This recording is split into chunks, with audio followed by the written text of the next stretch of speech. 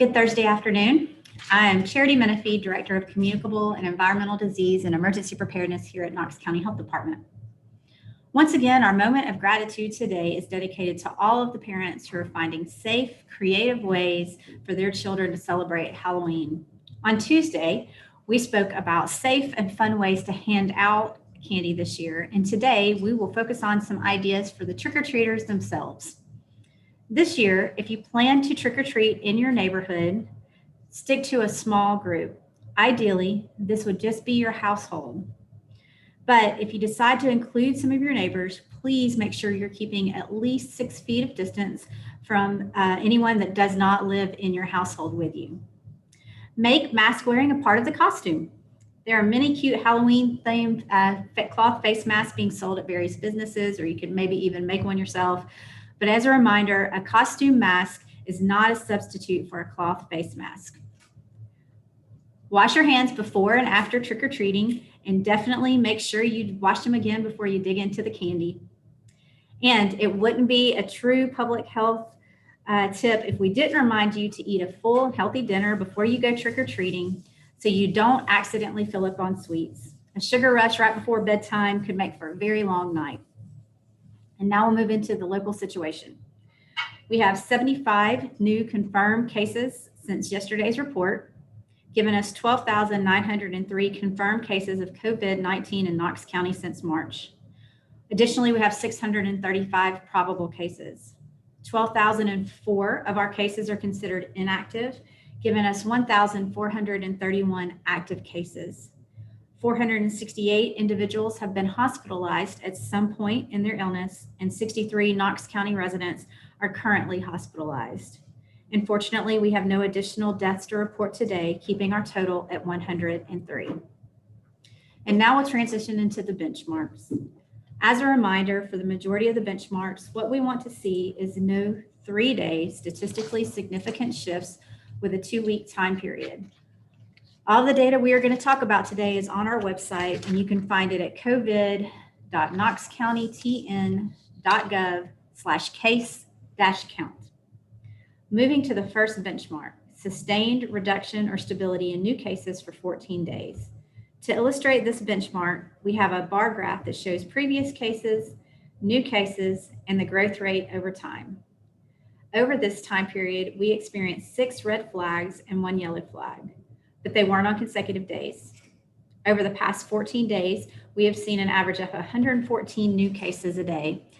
Over the past 7 days, that number increases to an average of 129 cases a day. Because of these factors, we are representing this benchmark as yellow. Our second benchmark, community-wide sustained and increased diagnostic testing with consistent or decreased test resulting turnaround time. For this benchmark, we're utilizing 2 bar graphs, one that shows a sample of tests conducted for Knox County residents and another for average time between specimen collection and lab report data. Regarding testing, there were 5 red flags and 2 yellow flags in this time period, with some of these falling on consecutive days. Since the beginning of October, overall testing seems to be trending in consistently, but a lower volume than what we would like to see. Regarding lab turnaround time, there were 2 flags on consecutive days. The average turnaround time remains around 2.5 days. And because of all of these factors, we continue to represent this benchmark as yellow. Our third benchmark, sustained or increased public health capability. For this benchmark, we aim to initiate investigations for new cases within 24 hours and close contacts within 48 hours. With our current EPI support team, we continue to be able to initiate investigations in the desired time frame, and because of this, our benchmark continues to be green. The fourth benchmark, healthcare system capabilities remain within current or forecasted surge capacity. These graphs show the availability of regional hospital beds, ICU beds, and ventilators from our hospital partners. It also shows the additional surge capacity for these categories, as well as the COVID positive patients and patients with pending test results in hospitals. These data are gathered from the information hospitals put into the Tennessee Healthcare Resource Tracking System, or HERTS, and they may reflect Knox County, the East Region, or patients from other jurisdictions. During the past 14 days, we have noted 1 red flag and 3 consecutive yellow flags for inpatients with COVID-19. These numbers are the highest we have seen yet and have remained at a consistently high level. Additionally, we noted 4 consecutive red flags for patients in the ICU and 3 consecutive red flags and 2 yellow flags were noted for COVID patients requiring a ventilator. The flags are based on our published metrics that illustrate statistically significant shifts in data.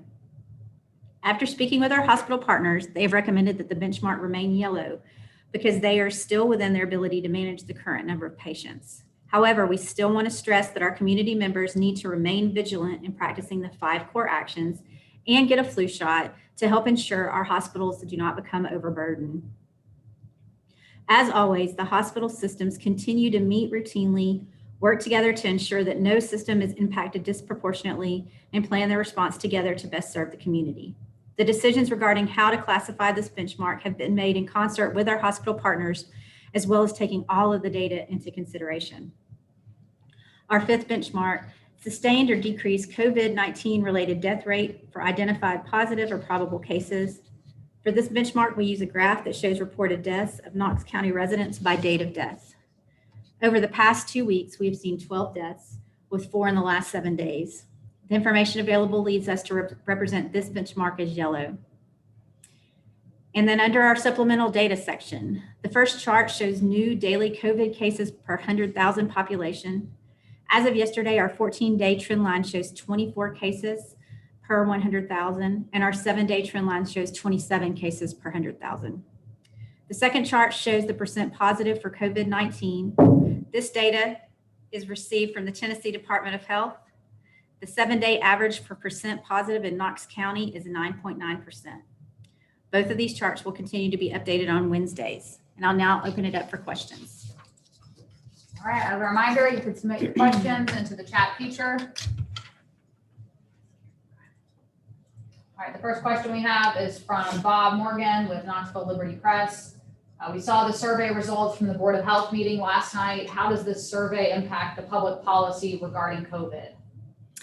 Well, I think that the survey that was discussed talked about Tennesseans' attitudes and their beliefs towards the pandemic and to the measures that have been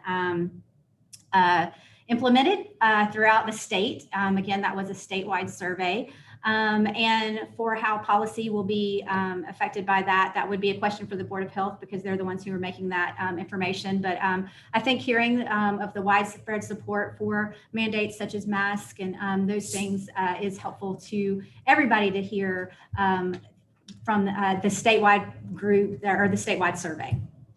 From Daniel with WBIR, have you noticed any trends or bumps in cases that could be associated with last week's fall break in Knox County? We really haven't yet. It'd probably be a little bit quick to start being able to see that. We probably, if we were to see any of that, it'd probably be into the next week or so. But at this time, we have not. I wouldn't be surprised if we have some, though. Any further questions, please go ahead and submit them now. From Bob Morgan with Knoxville Liberty Press, how many of your recorded deaths came as a result of COVID only? So the way that they're reported to us from providers or from the medical examiner's office at the state level or the local medical examiner's office is they're reported to us as a COVID death. I don't have the information on if that was the only diagnosis, but we've talked about this a lot before, that it's a primary diagnosis that's on there. There's different ways to do that, and complications can have a factor as well. But that doesn't mean that the COVID did not make the complications worse that they would have had, and that they wouldn't have died without having the COVID. Jeff with WATE, are the recent deaths showing any new or different comorbidities? Not at this point. I believe the last time we talked about this with the hospitals, the same trends we were seeing for the most part for hospitalizations. I would have to go that the deaths would come along with that as well. Again, older population and more comorbidities that have been listed before, heart disease and diabetes and things of that nature.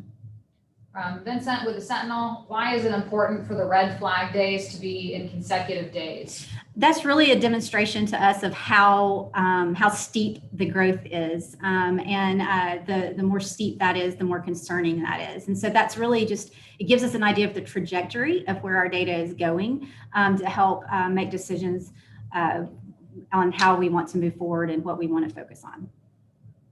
All right, any further questions? Please go ahead and submit them now.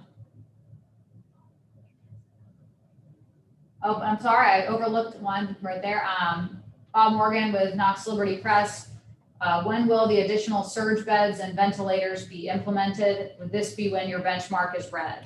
That would be a question for the hospitals. And so I would suggest that you ask the hospitals that question, Bob. There's a lot of things that can come into play there on when they have to implement their surge beds. In some cases, in some areas, they may have already started doing that. And so there's lots of movement that happens with staff and the acuity of patients. They've talked about that a lot. So definitely direct those questions to them for more specific information. From Jeff with WATE, do you still believe that there's a greater viral load in the community than the tests show? You know, we had a really good week of testing last week, and then it's been, or the week before last, and it's been back down as well. So I can tell you what we're seeing is our positive cases are kind of across the board. There's not a trend that's coming out there. And to me, that's an indicator of more community spread. So we're not being able to identify a certain population or group that we were seeing it in, like we were able to see back in August and September. So again, really want to continue to encourage the public to follow those 5 core actions all the time, making sure that when you're, you know, at your home with your friends that are coming over, that you're following them then as well, or family gatherings, all of those things. We need to make sure we're following those all the time to help limit the spread of this disease. All right, any further questions? Also from Jeff with WATE, we noticed a change in the case count this morning, new cases to 75 today after reporting another number. Yeah, that was a simple typo in the data that we send from here over to the IT department to publish. It wasn't a mistake in the data itself, just again, a finger typing issue. So, and again, I should say, and I think this is a good point to point out, that the amount of data that we publish daily is just unprecedented. And so there are humans that are doing it, and sometimes these things happen, and we corrected it as soon as we were made aware of it and were able to figure out what the situation was. All right, any further questions? Please go ahead and submit them. Jeff with WATE, the election office is setting up a COVID positive voting location. Is that a concern? I think that as long as, you know, we want people to be able to vote, that's a very important thing for our whole nation. And so we would encourage everyone that's doing that to follow the 5 core actions. And I'm sure that they'll do everything they can to implement infection control prevention measures to make that safe for those people to be able to exercise their right to vote. All right, any further questions? Please go ahead and submit them now.